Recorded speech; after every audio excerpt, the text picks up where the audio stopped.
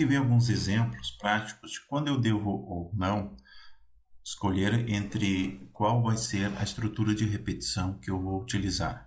Como eu falei anteriormente, a gente já viu nas outras aulas, eu consigo, com uma estrutura de repetição qualquer, fazer a mesma coisa que as outras estruturas de repetição. Tanto for como o while com teste no início da estrutura, como também o while com teste no final. O exemplo está aqui, em que nós utilizamos como exemplo escrever os números de 1 até 5, e as três estruturas de repetição escreveram os números de 1 até 5, conforme mostra aqui na saída. Bom, para que essas três estruturas existem, se eu posso utilizar qualquer uma para fazer?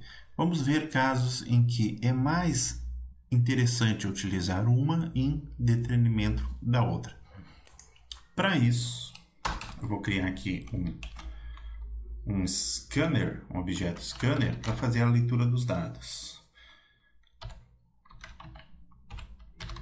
New scanner.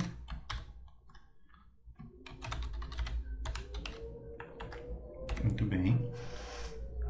Vou adicionar importar a biblioteca. Então aqui o objeto scanner. Aqui eu tenho meu contador. Eu também vou usar do tipo inteiro uma outra variável para mim fazer algum tipo de controle. Chama de valor aqui que fica melhor. Muito bem. Quando eu devo utilizar uma estrutura para? Quando eu vou fazer determinada número de vezes, que eu sei o número de vezes que eu vou fazer algo. Por exemplo, vamos colocar aqui, digite 3 valores. Por exemplo, se eu sei que eu vou precisar ler 3 valores e sempre vou ler 3 valores, eu simplesmente posso utilizar essa estrutura de repetição para. Vamos colocar aqui a nossa variável i, só para uma saída bonitinha. Então, vai escrever o primeiro valor, eu faço a leitura do primeiro valor,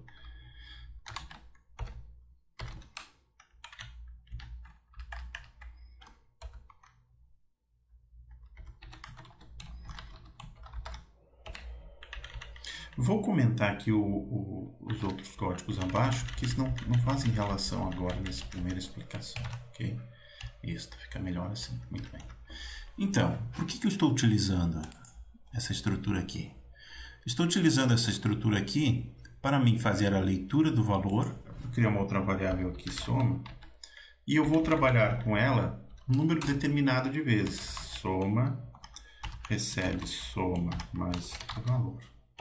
Por fim, eu vou escrever aqui o final aqui, que é a saída total.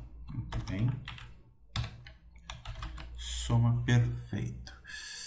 Aqui ele está reclamando provavelmente porque soma não foi inicializado. Então, inicializamos ela com 0. O que eu estou tentando fazer aqui? Eu quero ler 3 valores. Então, eu mando uma mensagem lá para o usuário, digite 3 valores e, ao invés de eu colocar um abaixo do outro, valor, leia, faça soma, valor, leia, faça soma, valor, leia, faça soma 3 vezes, eu utilizo uma estrutura de repetição. Vocês vão me dizer, poxa, precisa botar uma estrutura para ler só 3 valores? É que o exemplo que eu passo aqui, eu estou colocando 3 valores para ficar mais didático, simples e está dentro de uma explicação, correto?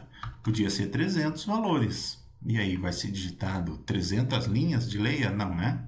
Para isso existe a estrutura de repetição. Então, se cada vez que esse código for executado, porque eu vou ler sempre 3 valores, então não tenho por que não utilizar uma estrutura simples como o for. Executando aqui, compilando. Olha só. Como resultado, digite 3 valores, está me pedindo o primeiro valor, 10, segundo valor, 20, terceiro valor, 30, e ele joga para mim o total. Observa, não importa quantas vezes eu execute esse programa, ele vai me pedir sempre 3 valores, ok? Então, quando é que eu devo utilizar uma estrutura for?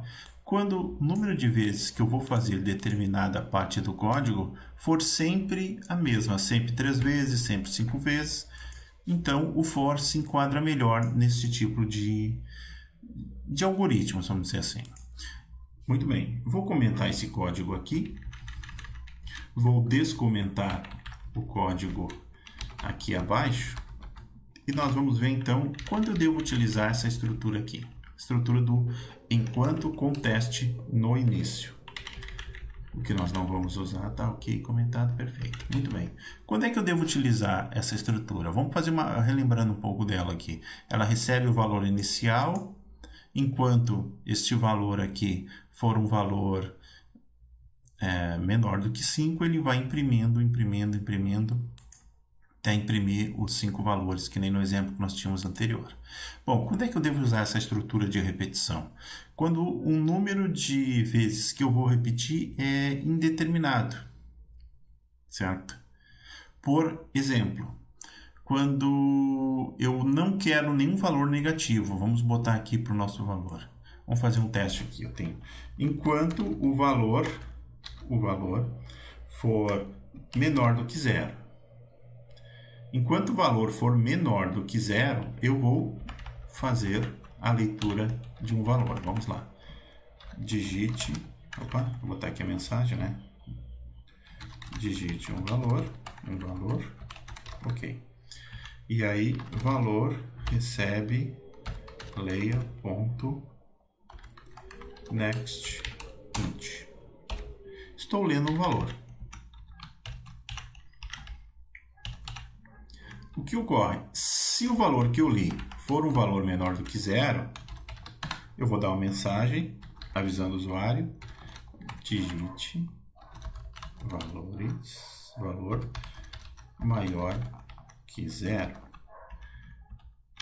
E volto aqui dentro, então, a fazer a leitura. Vou indentar isso daqui. Cadê o código? Indentado, salvo, compilado. Vamos lá, então. Vamos executar para ver se está funcionando. Primeiramente, vai aparecer a mensagem, digite um valor, e eu vou propositalmente digitar um valor menor do que 0.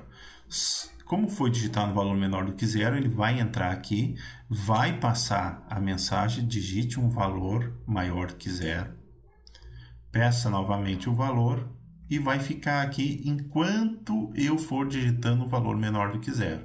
Ou seja, é um número indeterminado de vezes, diferente da nossa estrutura anterior, que sempre fazia 3 vezes, ok? Então, eu li um valor. Se esse valor, na primeira vez que eu digitar, for maior que 0, não tem nem o porquê ele entrar aqui dentro. Vamos executar. Olha lá, digite um valor. Vou digitar o valor menos 10. Ele me dá a mensagem, digite um valor maior que 0, para que eu digite outro valor. Menos 2. Ó, fica preso dentro desse loop, enquanto eu for botando valores negativos, até que eu digite um valor maior do que 0, ou enquanto eu digitar valores negativos, ele fica aqui dentro. E aí, ele sai do programa. Então, quando é que eu utilizo a estrutura enquanto? Quando eu vou executar um número indeterminado. Por que indeterminado? Porque eu não sei quantas vezes o usuário não vai entender a mensagem de que não pode ser um valor negativo. E se o usuário já sabe que o valor não pode ser negativo, bom, então ele põe aqui o valor 5, por exemplo, e nem sequer entramos na estrutura de repetição. Ou seja, enquanto aqui nós repetimos sempre 3 vezes, aqui ou não repetimos nenhuma, ou repetimos infinitas vezes até que o usuário se dê conta que não pode ser um número menor do que 0. Este é um caso em que nós utilizamos, então, essa estrutura. Buenas. E a estrutura para nós utilizarmos este outro cara aqui? Vamos fazer o comentário. Muito bem. Neste caso, o teste é no final. Então, eu já começo lendo um valor. Que valor eu vou fazer? Eu vou pegar esse for e vou botar aqui dentro. Ó, peguei essa estrutura completa e vou colocar aqui dentro. Pode colocar uma estrutura de repetição dentro da outra? Pode alinhar várias estruturas. Então, começa aqui. Ó, só para vocês fazer. início da soma. Eu vou repetir 3 vezes a soma e vou colocar aqui a resposta da minha soma. Após feito isso, eu vou fazer uma nova pergunta para o usuário. 1 para nova soma. 2 para sair. Vou criar uma variável de controle, ó. Tá uma vírgula aqui. Controle recebe 1, pode ser. E enquanto controle for igual a 1, lembra que o igual é igual, tá? Que apenas um igual é atribuição. Enquanto o controle for igual a 1, ele vai fazer uma nova soma. Vou fazer aqui controle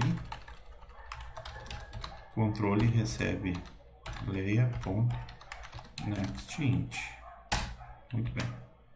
Recapitulando. A estrutura que nós estamos trabalhando é esta aqui. O que ela faz? Ela não faz teste nenhum. Eu não sei quantas vezes vai repetir. Eu sei que pelo menos uma vez ela vai entrar aqui dentro. Entrou aqui dentro. Eu fiz uma soma. Podia ser qualquer outro exercício aqui dentro. Chegando ao final, eu posso querer repetir todo este processo ou não. Por isso, eu lanço aqui, após o resultado, uma pergunta. Nova soma? Vou botar um pontinho de interrogação.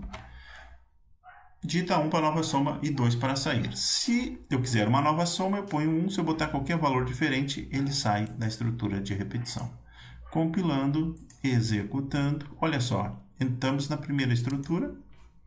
Eu ponho 10, 10, 10. Ele vai dar a resposta para mim, 30. E pergunta, nova soma? Eu coloco 1, porque eu quero nova soma. E começo de novo a nova soma. Ele me dá a resposta, a nova soma, não, quero sair. E eu saio da estrutura de repetição. Faltou aqui, para cada nova soma, né, reinicializar as variáveis. Então, soma tem que receber 0, por isso que o resultado lá no final não bateu. Vamos compilar aqui e executar.